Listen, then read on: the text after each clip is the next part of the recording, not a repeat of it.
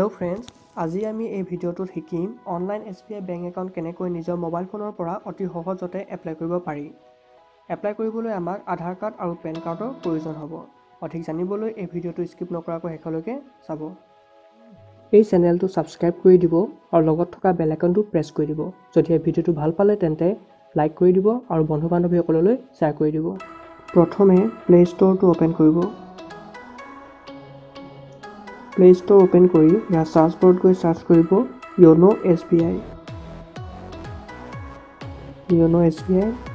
মোৰ ইয়াত এপ্লিকেশ্যনটো ইনষ্টল হৈ আছে, সেইটো কাৰণে অ'পেন কৰিব আহিছে। আপোনালোকে ইনষ্টল কৰি ল'ব। মই এতিয়া অ'পেন কৰিম। এপ্লিকেশ্যনটো অ'পেন হোৱাৰ পিছত এনেকুৱা এখন ইণ্টাৰফেচ আহিব। তলফালে আছে new to SBI, existing customer, I have activation code, সকলোবোৰ আছে ইয়াত। আমি নতুন SBI এখন খুলিম, সেইটো কাৰণে অ'পেন কৰিম। সেইটো কাৰণে ইয়াত আমি এই অপশ্যনটোত ক্লিক কৰিব লাগিব, নিউ টু SBI। ইয়াত ক্লিক কৰিব। ইয়াত ক্লিক কৰাৰ পিছত তাত লিখা আছে ছেভিং একাউণ্ট অ'পেনিং, এপ্লাই নাও, ৰিজিউম। তো আমি ইয়াত এপ্লাই কৰিম, সেইটো কাৰণে এপ্লাই নাওত ক্লিক কৰিব। ইয়াত ক্লিক কৰি নেক্সট অপশ্যনত ক্লিক কৰিব। আৰু ইয়াত লিখা আছে এপ্লাই নাওত open with Aadhaar using eKYC, biometric authentication, open with officially valid document. তো আমি আধাৰ কাৰ্ডৰ সহায়ত খুলিম, সেইটো কাৰণে আমি প্ৰথমটো চিলেক্ট কৰিলোঁ। চিলেক্ট কৰি নেক্সট কৰিব। নেক্সট কৰি আকৌ ইয়াত নেক্সট প্ৰডাক্ট ইনফৰমেশ্যন, ইয়াত অলপ ইনফৰমেশ্যন দিয়া আছে। ইনফৰমেশ্যন পঢ়িলে ইয়াত নেক্সট কৰিব। নেক্সট কৰিলে আমি ইয়াত মোবাইল নাম্বাৰ এটা দিব লাগিব আৰু ইমেইল এটা দিব লাগিব। তো মোবাইল নম্বৰ কাৰণে মোবাইল নম্বৰটো দি ল'ব, যোনটো মোবাইল নম্বৰ খুলিব বিচাৰিছে, আৰু ইমেইল দিব। এইখিনি দিয়াৰ পিছত ছাবমিট বটনত ক্লিক কৰিব। ছাবমিট কৰাৰ পিছত আমাৰ ইয়াত OTP আহিব। যোনটো মোবাইল নম্বৰ দিছিলোঁ আমি, সেই মোবাইল নম্বৰটো এটা OTP আহিব, আৰু যোনটো ইমেইল আমি দিছিলোঁ সেই ইমেইলতো এটা OTP আহিব। তো দুইটাৰে আমি OTP ইয়াত এণ্টাৰ কৰিব লাগিব।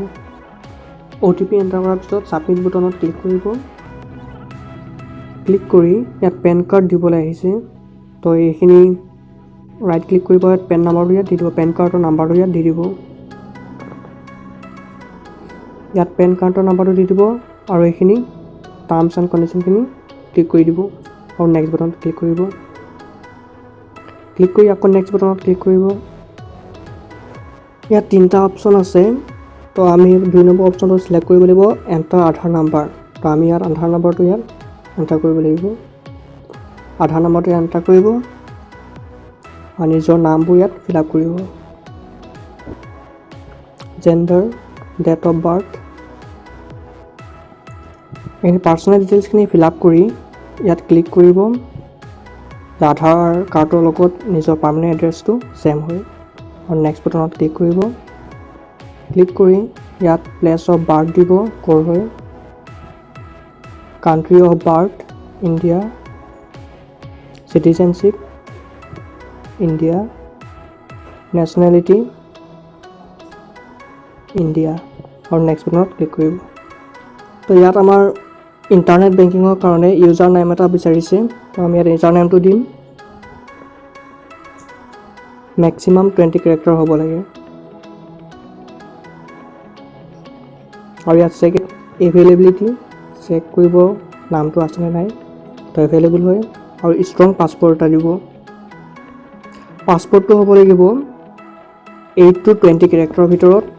ইয়াত কম্বিনেশ্যন থাকিব এলফাবেট, ডিজিট আৰু স্পেচিয়েল কেৰেক্টাৰ এটা দিব লাগিব। তো আমি এনেকৈ পাছপৰ্ট এটা দিম, ষ্ট্ৰং পাছপৰ্ট দিব লাগিব আৰু নেক্সট বটনত ক্লিক কৰিব। তো ইয়াত আমাৰ মেছেজ এটা দিছে, মেছেজটো ইয়াত অ'কে কৰিব। আৰু ইয়াত টেক এ চেলফি, নহ'লেও আপলোড এ ৰিচেণ্ট ফটোগ্ৰাফ এখন আপলোড কৰিব লাগিব। তো ৰিচেণ্ট ফটোগ্ৰাফ এখন মই আপলোড কৰিম। তো এই পাৰ্মিশ্যনটো এলাউ কৰিব। এলাউ কৰি ক'ত আছে ফটোখন, সেইটো ফটোখন চিলেক্ট কৰিব। ফটোখন চিলেক্ট কৰিব আৰু ৰাইট কিনত ক্লিক কৰিব। ক্লিক কৰি ইয়াত এনুৱেল ইনকাম কিমান হয়, সেই এনুৱেল ইনকামটো ইয়াত চিলেক্ট কৰিব। তো এনুৱেল ইনকামটো ইয়াত চিলেক্ট কৰিব। চিলেক্ট কৰি এডুকেশ্যন কোৱালিফিকেশ্যন কিমান হয়, এডুকেশ্যনখিনি চিলেক্ট কৰিব। তাৰপিছত ৰিলিজিয়ন কি হয় সেইটো চিলেক্ট কৰিব। তো হিন্দু আৰু মেৰিটেল ষ্টেটাছ চিলেক্ট কৰিব চিলেক্ট কৰি এডিশ্যনেল ডিটেইলছ তো ইয়াত ফাদাৰ্ছ নেম কাষ্টমাৰ মেইডান নেম এইখিনি ইয়াত ফিল আপ কৰিব লাগিব নেম ফাদাৰ্ছ নেম ইয়াত লিখিব মাদাৰ্ছ নেম তো এইখিনি আমি সিলেক্ট কৰি নেক্সট বটনত ক্লিক কৰিব তাত ক্লিক কৰি আপোনাৰ অকুপেশ্যন কি হয় অকুপেশ্যনটো ইয়াত সিলেক্ট কৰিব আৰু নমিনি দিব বিচাৰিলে আপুনি নমিনি দিব পাৰে কাক নমিনি দিব বিচাৰিছে তো এইখিনি ইয়াত দি দিব আৰু ৰিলেশ্যনশ্বিপ দিব কি হয় তো বাৰ্থ দিব আৰু গাৰ্জেন্স নেম যদি মাইনৰ হয় তো যদি নহয় তেনেহ'লে দিব নালাগে আৰু নেক্সট বটনত ক্লিক কৰিব আৰু নমিনি ডিটেইলছৰ এড্ৰেছ দিব এড্ৰেছ ক'ৰ হয় আৰু পিন কোড দিব এইখিনি দিয়াৰ পিছত নেক্সট বটনত ক্লিক কৰিব আৰু নিজৰ ৰাজ্যখন চিলেক্ট কৰি ল'ব ইয়াত আসাম হয় কাৰণে আসাম চিলেক্ট কৰিলোঁ আৰু ইণ্টাৰনেট বেংকিঙৰ ৰাইটটো চিলেক্ট কৰিব তো ভিউ অনলি কৰিব বিচাৰিছে নে লিমিটেড নে ফুল ট্ৰানজেকশ্যন তো আমি ইণ্টাৰনেট বেংকিং ফুল ট্ৰানজেকশ্যন কৰিম সেইটো কাৰণে ফুল ট্ৰানজেকশ্যন চিলেক্ট কৰিব আৰু SMS এলাৰ্ট বিচাৰি নিবিচাৰে আমি বিচাৰিম SMS এলাৰ্ট সেইকাৰণে ইয়েছ কৰিব আৰু নেক্সট বটনত ক্লিক কৰি দিব আপোনাৰ ATM বা ডেবিট কাৰ্ডখনৰ কাৰণে কোনটো কাৰ্ড কি কাৰ্ড বিচাৰে সেই কাৰ্ডখন চিলেক্ট কৰিব তো ডমেষ্টিক কাৰ্ড বিচাৰিম কাৰ্ড ভেৰিয়েণ্ট চিলভাৰ নে ক্লাছিক এই অপশ্যনটো ক্লিক কৰিব আৰু ATM বা ডেবিট কাৰ্ডখনৰ ওপৰত কি নাম দিব বিচাৰিছে তো নিজৰ নামটো ইয়াত চিলেক্ট কৰি দি দিব তাত আহিয়ে যাব কি দিব বিচাৰিছে নহ'লে বেলেগ দিব বিচাৰিলে আপোনালোকে ইয়াত এডিট কৰিব পাৰে আৰু টাৰ্মছ এণ্ড কণ্ডিশ্যন আহিব তাৰপিছত টাৰ্মছ এণ্ড কণ্ডিশ্যনখিনি ৰিড কৰিব বহুত আছে সকলোবোৰ টাৰ্মছ এণ্ড কণ্ডিশ্যন পঢ়ি ল'ব পঢ়ি লৈ এই অপশ্যনটোত ৰাইট চাইড ক্লিক কৰিব ইয়াত ক্লিক কৰি নেক্সট বটনত ক্লিক কৰিব ক্লিক কৰাৰ পিছত OTP ভেৰিফিকেশ্যন আমাৰ মোবাইল নাম্বাৰটোতে এটা আকৌ OTP আহিব সেই OTP টো এণ্টাৰ কৰিব লাগিব OTP টো এণ্টাৰ কৰাৰ পিছত ছাবমিট বটনত ক্লিক কৰিব